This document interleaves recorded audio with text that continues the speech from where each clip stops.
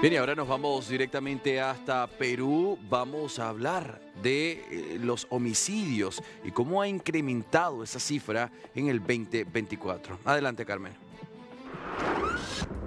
¿Cómo estás, Andy? Para ti, muy buenas noches también para todo nuestro auditorio. Vamos a actualizar la información, vamos a dejar los oleajes anómalos a un lado para hablar de otro tema muy importante, algo muy grave, hablando de cifras, hablando del balance del 2024, porque según SINADEF estamos cerca de llegar a los 2.000 homicidios. Ojo, pero la Policía Nacional del Perú afirma que ya lo hemos superado. Pero ¿qué podemos hacer, sobre todo las medidas para revertir esta situación? Yo me encuentro en estos momentos con una voz más que autorizada, el señor Hugo Cabieces, exministro del Ambiente y también experto en economías criminales. ¿Cómo está? Muy buenas noches, un placer estar con usted. Muy buenas noches, Carmen. Muchas gracias por convocarme y encantado de estar con ustedes. Correcto. El presupuesto que se tiene asignado para el 2025, según la cifra que nosotros hemos recogido, es más de 3.000 millones de dólares. Estamos hablando tan solo 23 millones, ¿para qué? Para la inteligencia en materia de seguridad. ¿Es así como se arregla este problema? Es decir, con inteligencia, con este componente, con esa asignación de presupuesto. Pero ¿qué más? ¿Cuál es su balance y su mirada? Bueno, yo creo que el problema no se resuelve con plata y con guerra. Considero desde hace muchos años que la estrategia de seguridad nacional que se responde con guerra es una estrategia equivocada y que lo que deberían hacer los gobiernos, no solo del Perú, sino de toda Sudamérica y América Latina, es tener una estrategia de seguridad humana y ciudadana. Esto significa un trabajo de prevención, de participación de la comunidad y un trabajo de proporcionar empleo e ingresos a las personas que se ligan a las economías ilegales, ¿no? Efectivamente, desde hace muchos años en el Perú lo que se impulsa es una estrategia de seguridad nacional. Y la estrategia de seguridad nacional es encargarle a las Fuerzas Armadas, a las fuerzas policiales, a los fiscales, al Ministerio de Justicia, el combate a lo que son las economías criminales. Este es un grave error estratégico y además los golpes que se le da a las economías criminales normalmente son golpes que están focalizados en algunas de las economías criminales, que no es solo ni principalmente tráfico ilícito de drogas. Hay diferentes estudios que se han publicado en donde en este momento lo que es la minería informal significa mucho más que el tráfico ilícito de drogas, y también la tala ilegal de madera, el tráfico de terrenos, el contrabando, ¿no? El sicariato, el conjunto de delitos. Y hay que encararlos de manera conjunta, no separándolos. Es una mala estrategia separar estos delitos porque unos se apoyan en otros delitos, ¿no?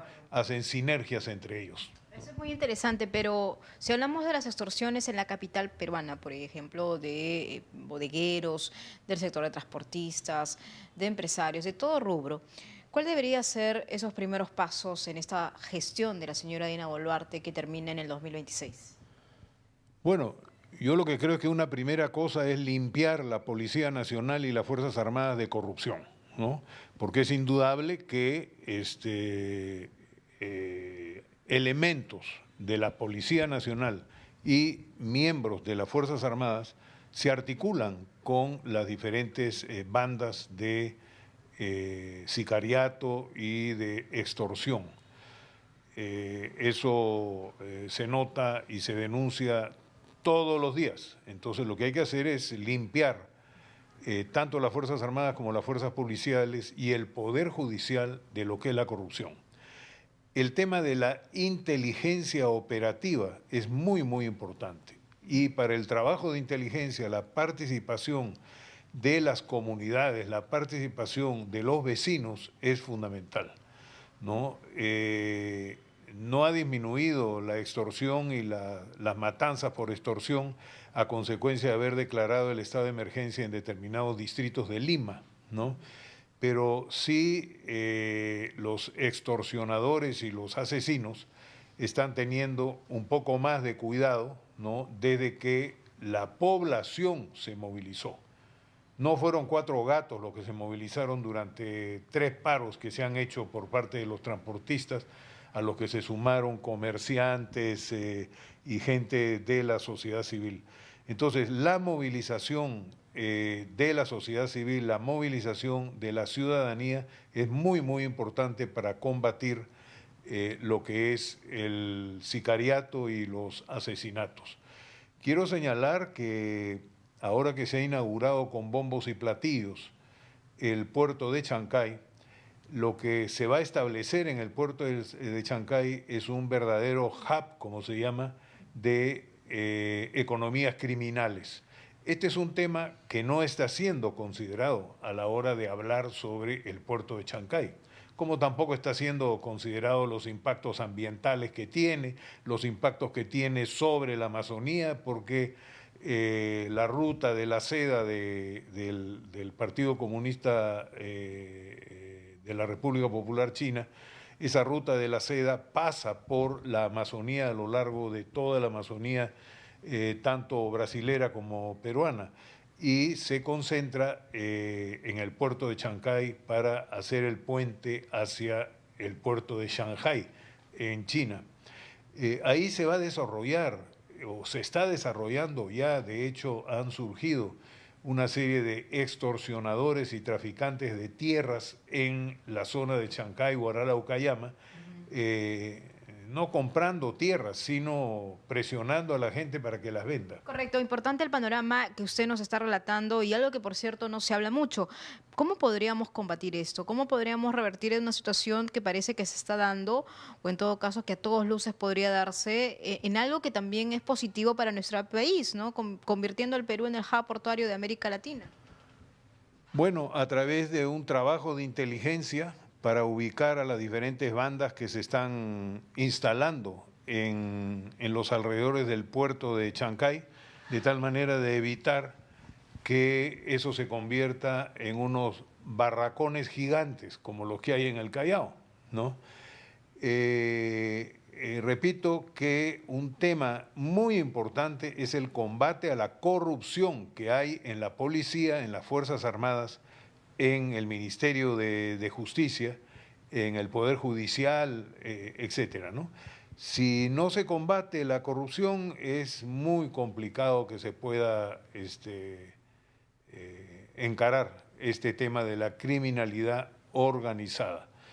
Y lo que necesitamos es una sociedad civil organizada para encarar desde las comunidades, desde los ciudadanos, lo que es esta problemática. ¿Por qué? Porque parece ser que el gobierno no da pie con bola, encima con un ministro como el ministro del Interior, conocido como Ministrol, que está más dedicado a defender a la presidenta, que además tiene procesos judiciales por asesinato y por complicidad con corrupción, ¿no?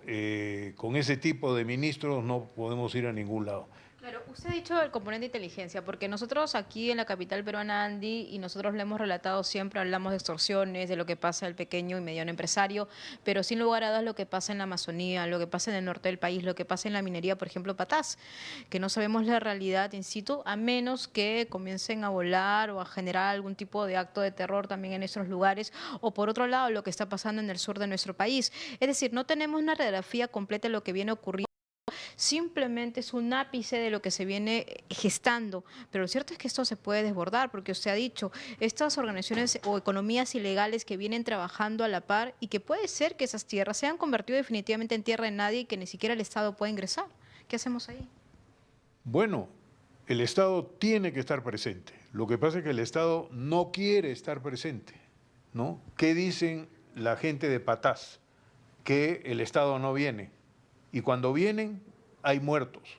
Entonces vienen con una estrategia equivocada y es entrar sin la consulta y la participación de lo que son los ciudadanos, de lo que son las comunidades, en este caso comunidades campesinas, alrededor de la problemática de Patás, y en otras zonas es igual. comunidades campesinas o comunidades y asociaciones de ciudadanos en las ciudades. Eso es importantísimo. ¿Y qué sucede? El gobierno le tiene miedo a los ciudadanos, le tiene miedo a los agricultores, le tiene miedo a las organizaciones de base, ¿no? Y eso es un craso error, ¿no? Una estrategia de prevención, comunitarismo, inteligencia, lucha contra la corrupción y programas de empleo e ingresos para las personas que están metidas en actividades ilícitas es fundamental. Esos 4 puntos son fundamentales y de eso o no se habla o no se quiere hablar, ¿no?